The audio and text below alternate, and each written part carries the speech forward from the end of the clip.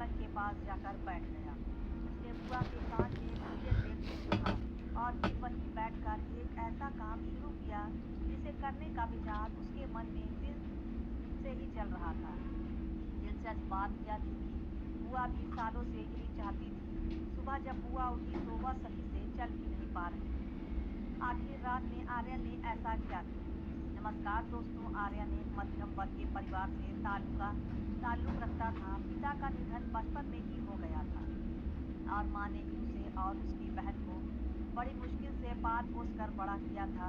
आर्यन बचपन से ही पढ़ाई में बहुत तेज था और उसने अपनी मेहनत से एक अच्छी कंपनी में नौकरी हासिल की थी। 3 साल पहले आर्यन की शादी उसकी कॉलेज जाने वाली दोस्त अवनी से हुई थी।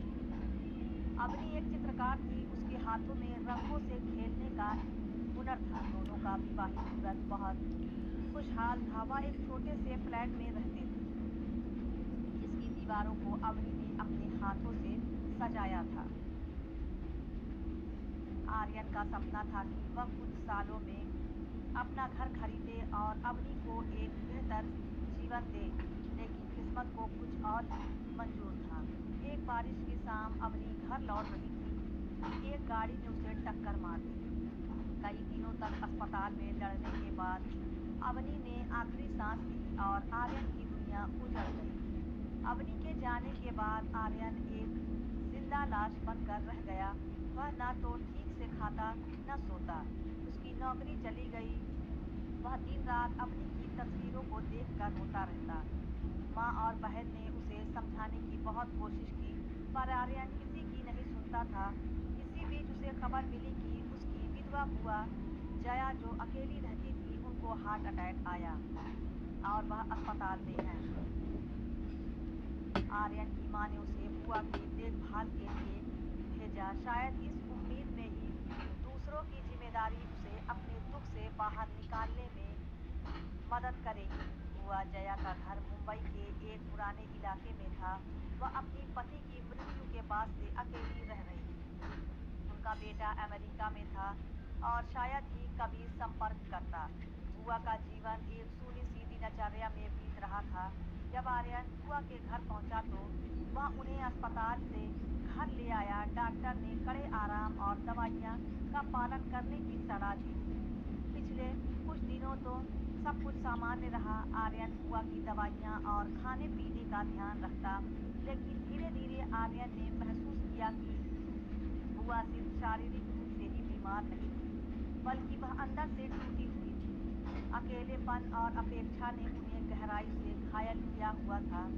रात के समय जब आर्यन उनके कमरे में सोता तो कभी कभी उन्हें सिसकते हुए सुनता। एक दिन उसने हिम्मत करके पूछ ही लिया, बुआ आप रो क्यों रही हैं?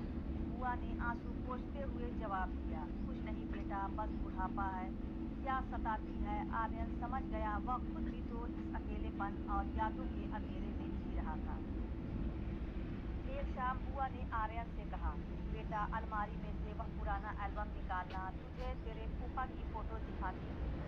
आर्यन ने एल्बम निकाला। फोटो देखते हुए बुआ की आंखें भर गईं। यह देख, यह फोटो हमारी शादी के 1 साल बाद की है। तेरे फूफा बहुत अच्छे इंसान थे। अगर आज वह होते तो शायद मैं इतनी बीमार न होती। आर्यन ने पूछा, बुआ आपका बेटा? वह कहती वह कभी आता है? बुआ ने दुख भरी मुस्कान के साथ सर हिलाया। वह तो अपनी दुनिया में मस्त है।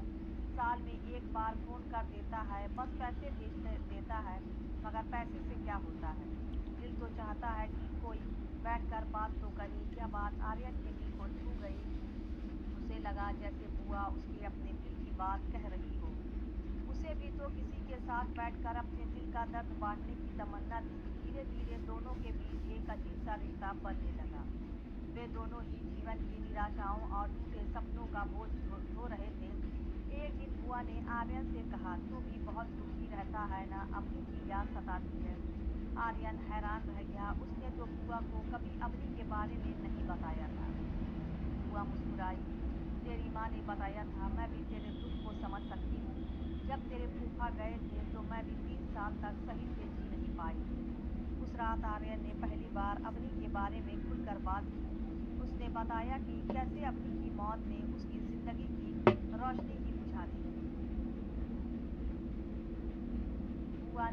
धैर्य से सुना और फिर कहा, बेटा, मौत तो जीवन का एक हिस्सा है, पर जिंदा लोगों को मारकर भी नहीं मरना चाहिए। यह बात आर्यन के दिल में उतर गई।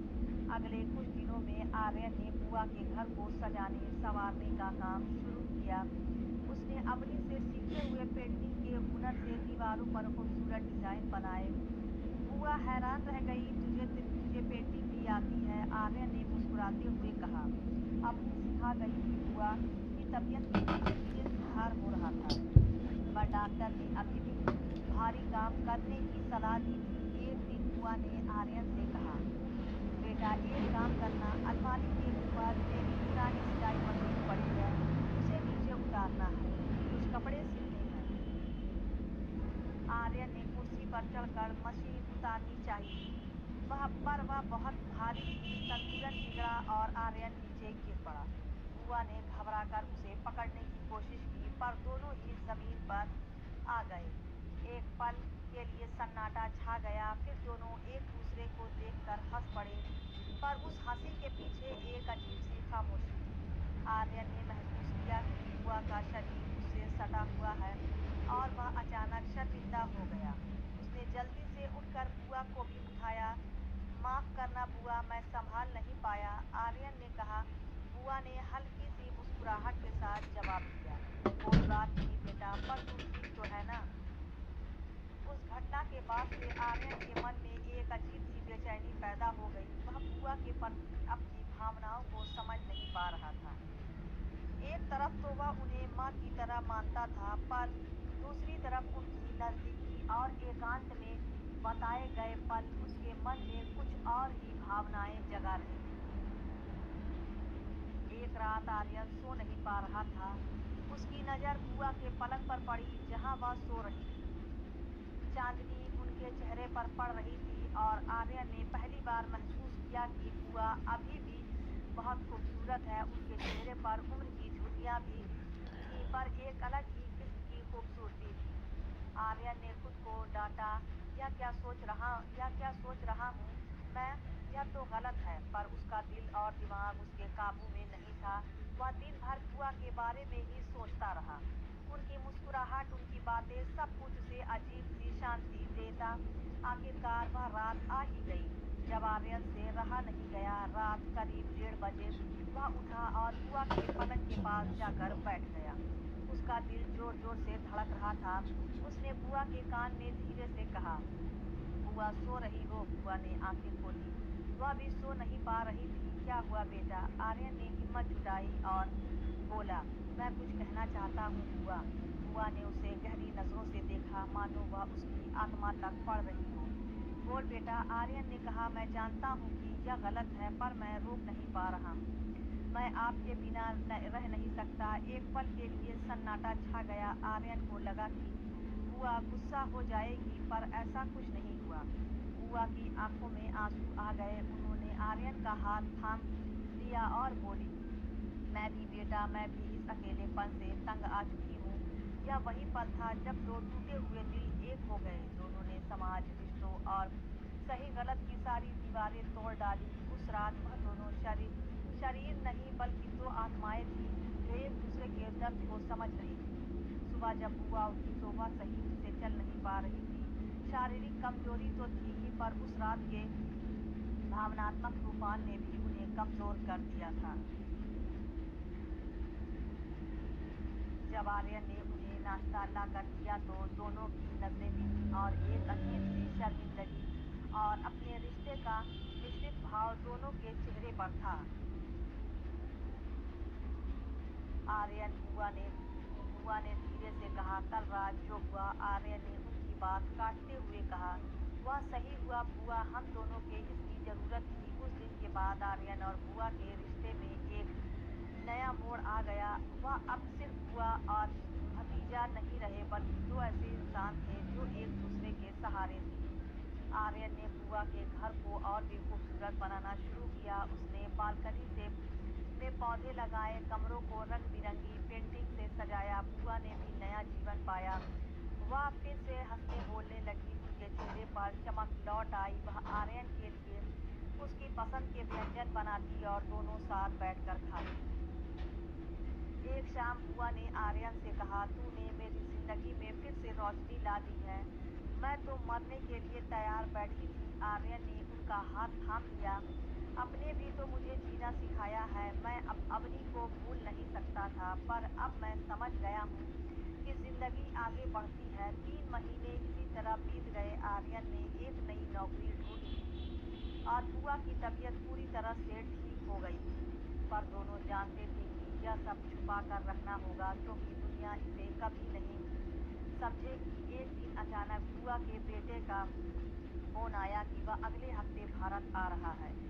यह खबर सुनकर दोनों चिंतित हो गए। बुआ ने कहा, वह यहाँ सिर्फ 2 दिन रुकेगा, फिर चला जाएगा। हमें बस इतना ध्यान रखना है कि उसे कुछ शक न हो। पर भाग्य को कुछ और ही मंजूर था। बुआ का बेटा राहुल 1 हफ्ते पहले ही पहुंच गया। बिना बताए जब वह घर में घुसा तो उसने वह दृश्य देखा जिसकी उसे उम्मीद नहीं थी। आर्यन और बुआ एक दूसरे के गले लगे हुए थे।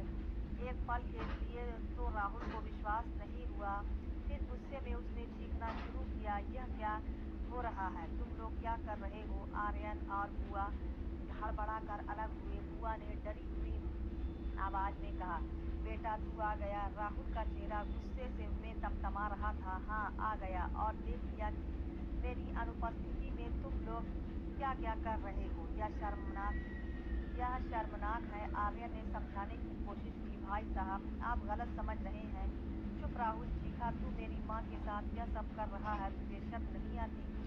उसने आर्यन को धक्का दिया और मारने के लिए आगे बढ़ा। बुआ ने बीच में आकर रोक दिया, रुक जा, तू कुछ भी नहीं करने से पहले सुन ले। राहुल ने गुस्से में घर का दरवाजा पटक दिया और चला गया। उस रात आर्यन और बुआ चुपचाप बैठे रहे।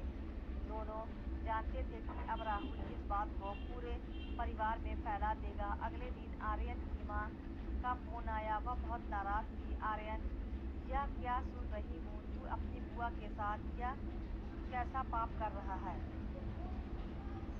आर्यन ने समझाने की कोशिश की, माँ यह वैसा नहीं है जैसा तुम सोच रही हो।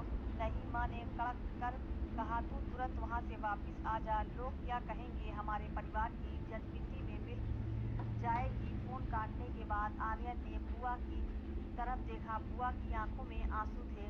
शायद तुझे चले जाना चाहिए बेटा, मैं तेरी जिंदगी बर्बाद नहीं कर सकती। आर्यन ने दृढ़ता से कहा, नहीं नहीं बुआ, मैं नहीं जाऊंगा। हमने कोई गलत काम नहीं किया है। हम दोनों ने एक दूसरे को जीना सिखाया है।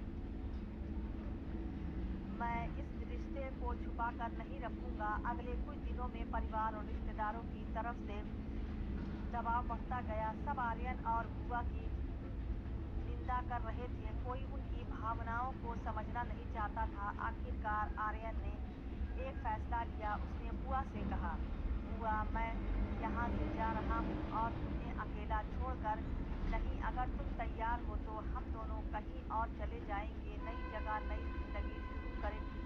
बुआ ने पल भर सोचा कि मुस्कुराई, हाँ बेटा चलो। हम इस उम्र में मैंने डरना छोड़ दिया है। 1 हफ्ते बाद आर्यन और बुआ मुंबई छोड़कर पुणे चले गए। वहाँ उन्होंने एक छोटा सा घर लिया और नई जिंदगी शुरू की। आर्यन ने एक आर्ट गैलरी खोली और बुआ ने सिलाई का काम शुरू किया। लोग अब भी उनके रिश्ते को गलत नज़र से देखते थे, पर अब दोनों को इसकी परवाह नहीं थी। वह जानते थे कि उनका रिश्ता सिर्फ शारीरिक नहीं बल्कि आध्यात्मिक था।